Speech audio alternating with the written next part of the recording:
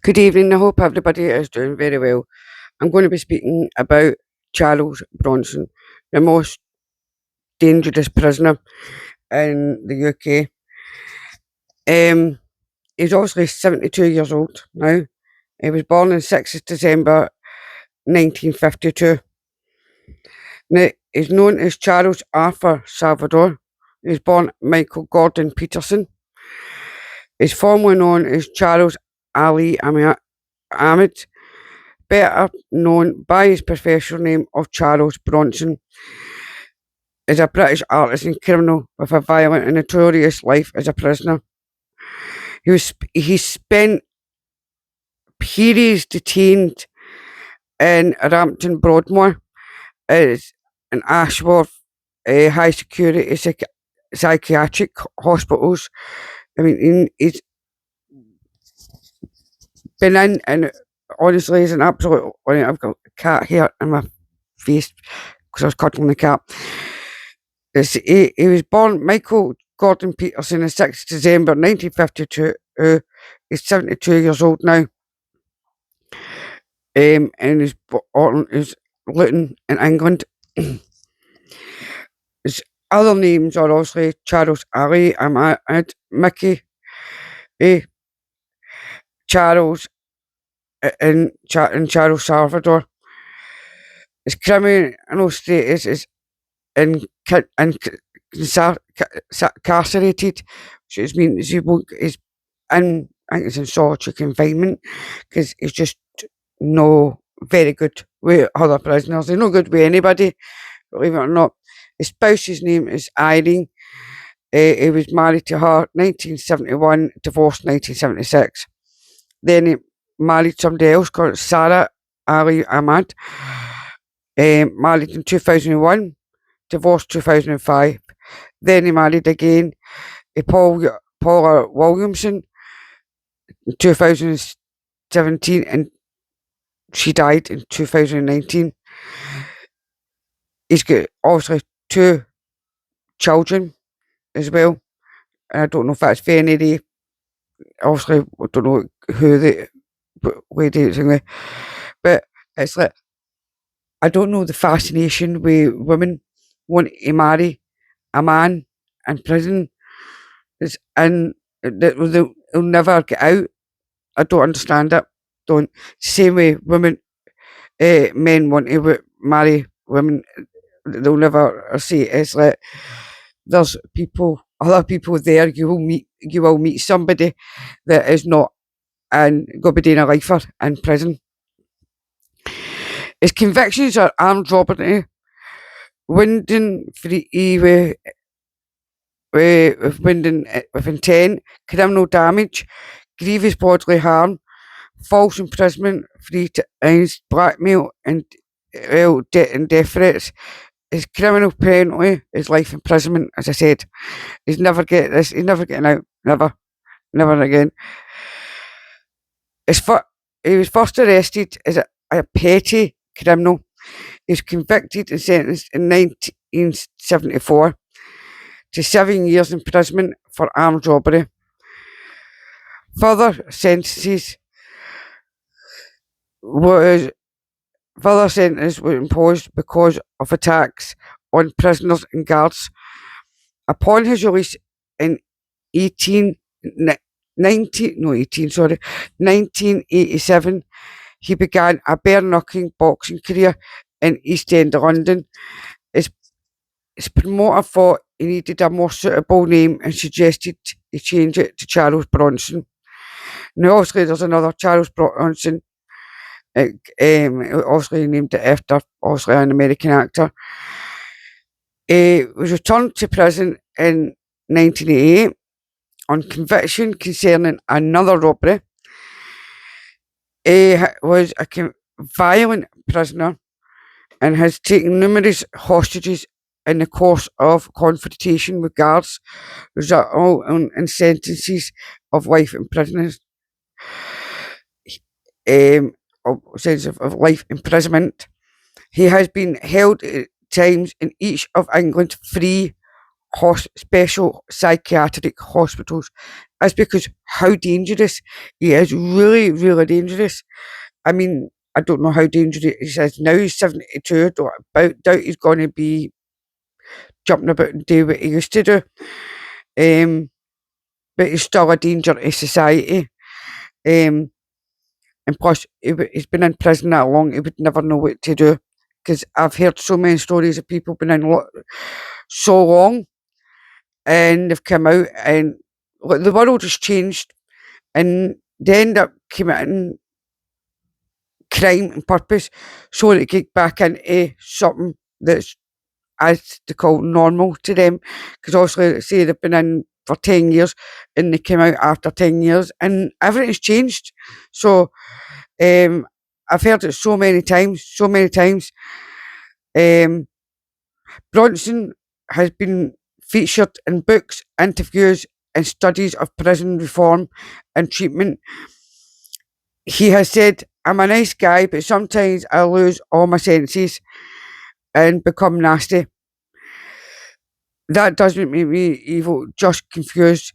I mean, it is, so far it's never, has he ever been tested for psychosis or ADHD or autism? Because obviously back in the 70s, things were different. Because when I was at school, growing up in the early 90s, it was like, and obviously they knew that I was something wrong. I'm partially deaf in both ears, but obviously they put it down to learning difficulties, which turns out obviously I'm autistic. So things, he could have something like that, and that's why he kind of loses it so quickly. So because it's where people are autistic, sometimes they just think, but or it could just be he's not. But I just wonder things like that. It's like what goes through people's heads, you know. It says he was subject of the 2008 film Bronson, a biopic based loosely on his life, starring Tom Hardy as Bronson, with Keaton Scott Bustility. Sorry, I've probably not seen that other young boy's name right. And William Drake playing him as a child. I've heard of Tom Hardy. I've never heard of anybody else. Bronson has written many books about his experience and the famous prisoners he's met through his incarnation. He's been in that jail that long that he's met umpteen people over the years. I mean, it's a long time to be in prison for, and obviously be in segregation for. A fitness fanatic who spent many years in segregation from other prisoners, Bronson wrote a book about exercising in confined spaces. He is an artist. Paintings and illustrations of prison and psychiatric hospital life have been exhibited and won him awards. I mean, in prison, and he's winning awards for painting and things like that. I mean, he's got to, if you're going to be in prison that long, I mean, I'm not saying thingy him, but he's got to keep, when you're in prison and you're in segregation and you're not kind of, also, it's got to be kept away. I suppose you need to keep your mind busy because you have all the thoughts in your head and you could lose it. I mean, clearly he did easily lose it. In 2014, he changed his name again, this time to Charles Salvador, in a mark of respect of Salvador Dali, one of his favourite artists.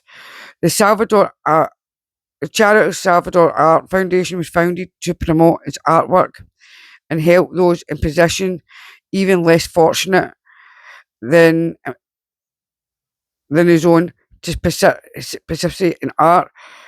In 2023, his application for parole was rejected. I mean, he's 72. What's he going to do? he's not going to run very far. Do you know what I mean? I mean, he was born, as I say, came from Luton, Bedfordshire, which obviously he considers his hometown. And obviously his original name, as I said, was Michael Gordon Peterson. And he was one of three sons, Erie Parry and John G. Patterson. His father later ran the Conservative Club in Aberystwyth. Sorry, I'm pronouncing that wrong. His uncle and aunt served as a mayor of Luton in the 1960s and 70s. So obviously his parents and things like that were involved in political things. And he's obviously clearly a very clever person, but went down the wrong route. That's where I'm wondering if he's autistic or anything like that, and or was he just going against his parents? Because some children do that, even when they come from families who've got money. His aunt Eileen Parry is quoted as saying, "As a boy, he was a lovely kid. Obviously a lovely lad. He was obviously bright and always good with children. He was gentle and mild mannered, never a bully. He would defeat end of the week." Peterson lived in Luton from the age of 4. When he was a teenager, the family moved to Ellesmereport, Cheshire, where they started getting into trouble. See, it's known that when kids move, sometimes it causes a bit of disruption, and rather than trying to deal with it and get your children help for, especially if they're meeting new people and they're used to the friends they have. I mean, obviously, he was 13 when they moved. At the age of 13, he's part of a gang of 4 robbers and was remanded in juvenile court after he was caught stealing. He enjoyed fighting from an early age. See, if he stayed like a boxer or something like that, he would have been really good. Now, like, keep him occupied. See, what I'm talking about is like even now, children today, there's nothing for them to do. Nothing. Community centres are closing down, and kids are now getting into this phase, as I said, where they daft balaclavas and are running about on their bikes and things. And some of them are running. I mean, not all kids are doing it. Not all kids, because not all kids are the same. And it's just that minority always spoil it for us. So it's a shame. But there's something needs to be proactive to keep kids busy, especially when they're if they're getting into trouble. And obviously maybe boxing or drama or something could help kids. I mean, he was obviously absent from school. I mean, that's what as I said, he moved obviously, and was obviously not happy. And not a lot of kids' parents then, they just moved their kids and expected them just to get on with it. Whereas now, if we see a problem, we deal with it and try and get them help. Peterson later returned to Luton, which he refers to as his hometown. His first job was at Tesco, which lasted a fortnight before he was dismissed for attacking his manager. He passed through a number of jobs working as a hood carrier in a number of factories. He was imprisoned for the first time at Risley, serving time in remand for criminal damage after he smashed some parked cars following an argument with his girlfriend's father. Following his trial, he was fined and given probation. Peterson worked as a furniture remover while regularly fighting in night suit. After being involved in petty crime, he was in serious trouble with the authorities for the first time after crashing a stolen lorry in a car. I mean, people stole cars there. Then I said it in another video that got this cat here. I need to get a cloth and wash my face again. Well, it's that they would joyride the cars and then take them into the woods and also set them on fire. Um, and obviously back when he was growing up, it was the same. I just got a fair bit care because obviously my cat just decided to jump in the back of the phone. Thanks, Elton. he was he was apprehended in his parents' home, 90 miles, 140 kilometres from the scene of the incident. The driver of this car survived the collision, resulting in Bronson not facing serious penalty, receiving fines and probation. After his trial, he returned to petty crime and minimal labour. Aged 19, Bronson was convicted for his part in a smash and grab raid. I mean, he's obviously just smashed into a shop or something. Which I'm presuming. The judge gave him a suspended sentence. What? What? No wonder the guy got into trouble so much. He was getting fines and everything, so obviously he wasn't learning his lesson. So I mean, oh my god. See when you're reading this, oh it's like, oh god, you're like, why? He met Irene Kelsley in 1971, who described him as so different from any other boy I know.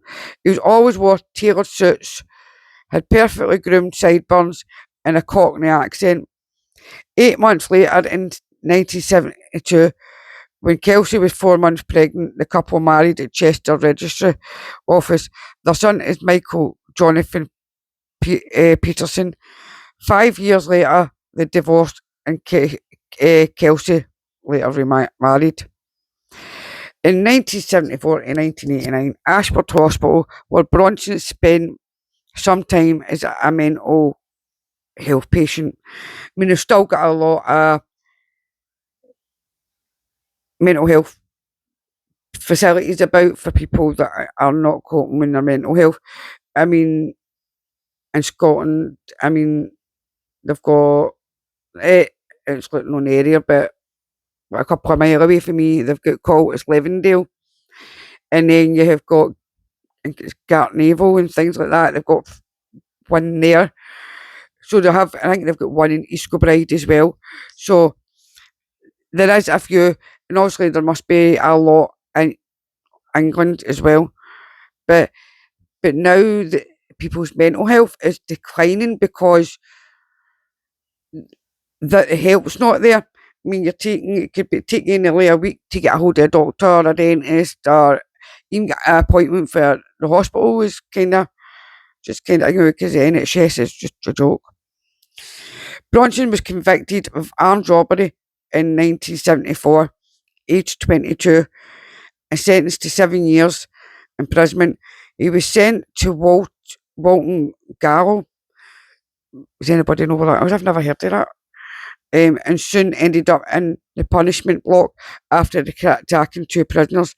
I mean, as I said, it started off small when he was young and just leaded up to more and more and more. And the fact is, he was getting a lot away with, as I said, with fines and probation. That wasn't helping this case. He should have been helped in. If you hear my cat, that is my cat Elton. She's wanting out, but I'm doing a video. So, so as I said, he was transferred to Hull in 1975, a couple of years before I was born.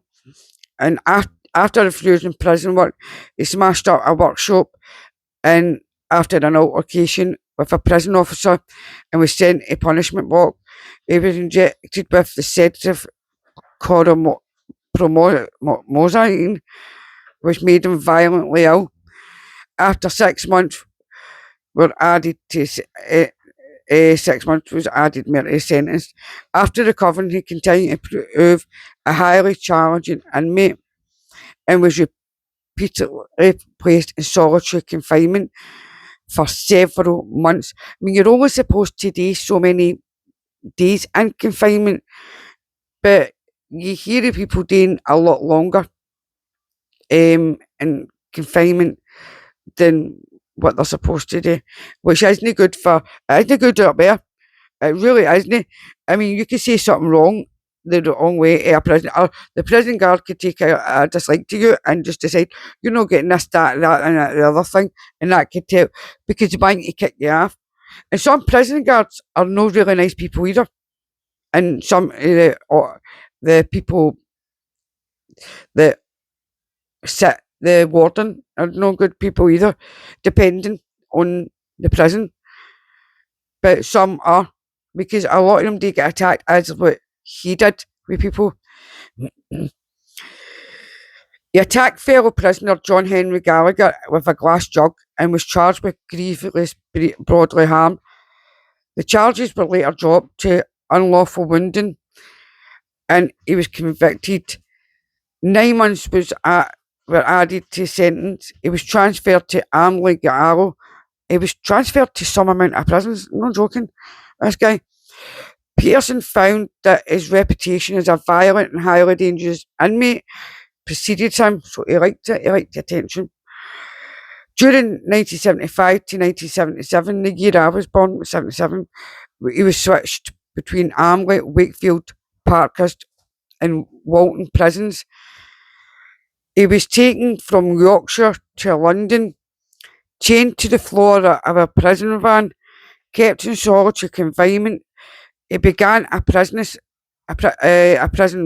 fitness program. He continued to attack other convicts with damaged prison property while recovering solitary from a beating given to him for punching 2 prison officers. Bronson was handed the divorce papers filed by his wife. Presuming that was his second wife then. At Wandsworth, he attempted to poison the prisoner in the cell next to him. How lovely. Imagine being his cellmate next door.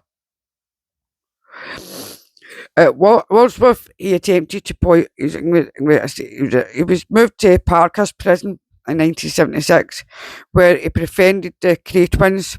Now, the Cray twins were absolutely mental. Absolutely mental. I will do a video on the Cray twins, whom we describe as the best 2 guys I've ever met. He was moved back to Wandsworth after threatening to kill a prison officer. He spent 4 months in isolation after he was caught trying to dig his way out of his cell. Oh my God, it's getting worse. Oh, what's this guy moan? Right. After being returned to the prison's general population, he caught up with the prisoner who informed on him, formed on his escape plan, and attacked him, scarring him for life. The governor at Wandsworth wanted to transfer Bronson out of his facility, and only the C Unit psychiatric wing at Parkhurst was willing to accept him. Bronson was returned to the Isle of Wight. There he attacked a prisoner with a jam jar and was again charged with grievous bodily harm. He attempted suicide and attacked another prisoner and was made subject to transfer direction under the Mental Health Act. Now, I think as today, with the long time he was been in prison and under solitary confinement and things like that, that, as I said, that does play with your mental health. This video is going to go on a bit. What I'll do is I'll stop the video here and read more at another time because it is going on. Sending love and light and good night.